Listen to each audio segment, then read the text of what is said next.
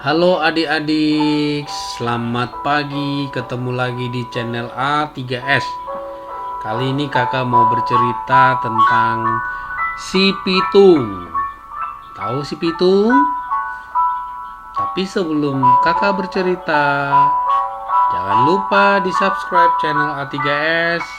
Jangan lupa juga like video-video kakak agar kakak makin semangat bercerita. Baiklah, kita mulai ceritanya adik-adik. Duduk yang manis dong. Duduk yang manis, duduk yang manis. Siapa yang mau mendengarkan cerita? Saya, kamu. Oke, kita mulai cerita tentang si Pitung. Oke, cerita si Pitung berasal dari Jakarta. Sama seperti kakak yang tinggal di Jakarta, ya. Nah, cerita si Pitung tentang seorang pahlawan. Namanya ya si Pitung. Si Pitung ini terkenal tidak takut sama siapapun, sangat pemberani dan tidak pernah lelah membantu rakyat yang kecil maupun rakyat yang tertindas pada masa penjajahan Belanda. Pada suatu saat, ibu kota dikuasai oleh Belanda dan para tuan tanah yang jahat yang suka menindas rakyatnya atau rakyat kecil. Bayangin adik-adik, ada seorang pemberani yang namanya si Pitung untuk membantu rakyat yang tertindas. Melihat ini adik-adik, si Pitung memutuskan untuk belajar bahasa Inggris. Oh tidak, kalau sekarang iya ya, harus belajar untuk memajukan bangsa Indonesia. Nah, si Pitung memutuskan untuk belajar ilmu bela diri kepada gurunya. Setelah bertahun-tahun, ilmu yang ditempa si Pitung dari bela diri si Pitung menjadi pendekar yang sangat terkenal lincah dan juga cerdik. Hal inilah dimanfaatkan oleh si Pitung dalam membantu masyarakat yang tertindas pada saat itu. Sehingga si Pitung dikenal oleh banyak orang dan sangat membuat geram pemerintah Belanda pada saat itu.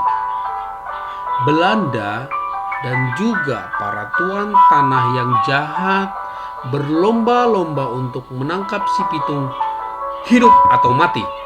Bayangin adik-adik, saking kesalnya Belanda dan para tuan tanah ingin menangkap si Pitung, apakah dia hidup ataupun mati. Banyak prajurit dikerahkan untuk menangkap si Pitung. Namun adik-adik, usaha itu selalu gagal karena tadi si Pitung sangat cerdik. Nah, karena tidak bisa menangkap si Pitung, pemerintah Belanda merasa lebih kesal dan tambah geram. Belanda dan tuan rumah tidak habis akal dong. Dia menggunakan cara yang licik adik-adik. Bagaimana caranya untuk menangkap si Pitung? Nah, cara tersebut adalah, tahu nggak adik-adik? Dengan cara menculik gurunya si Pitung adik-adik dan juga ayahnya. Kalian tahu kan? Si Pitung sangat sayang sama guru dan ayahnya. Maka dari itu cara yang licik oleh pemerintah Belanda pada masa itu dan para tuan tanah untuk mengelabui si Pitung agar bisa ditangkap.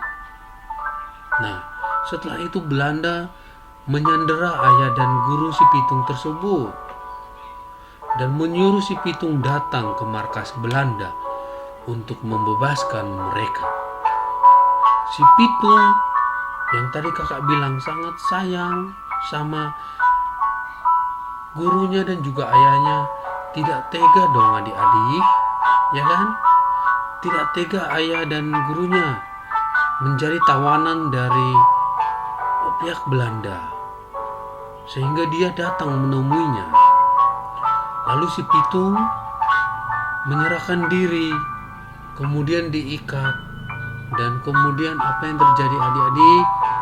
Si Pitung ditembak mati adik-adik. Walaupun si Pitung sudah meninggal, namun jasanya dalam membantu rakyat kecil maupun tertindas melawan penjajahan akan selalu dikenang. Banyak pelajaran yang bisa diambil dari cerita rakyat si Pitung ini. Yang pertama, selain kisah kepahlawanannya melawan penjajah, si Pitung juga mengajarkan bahwa kita tidak boleh takut kepada kejahatan. Nah, yang terakhir pesan moralnya apa nih adik-adik? Pesan moralnya adalah jadilah contoh yang baik untuk kita, untuk keluarga, untuk anak-anak, dan untuk semua orang. Ya. Jadi kisah ini akan cocok nanti diceritakan sebagai dongeng untuk anak-anak kalian kelak juga, ya. Cerita moralnya adalah kita harus berbuat baik, jangan takut kejahatan. Kita harus hadapi dan kita harus lawan. Sampai segitu dulu cerita kakak adik-adik. Nanti lain kali kita cerita lagi. Selamat tidur. Goodbye.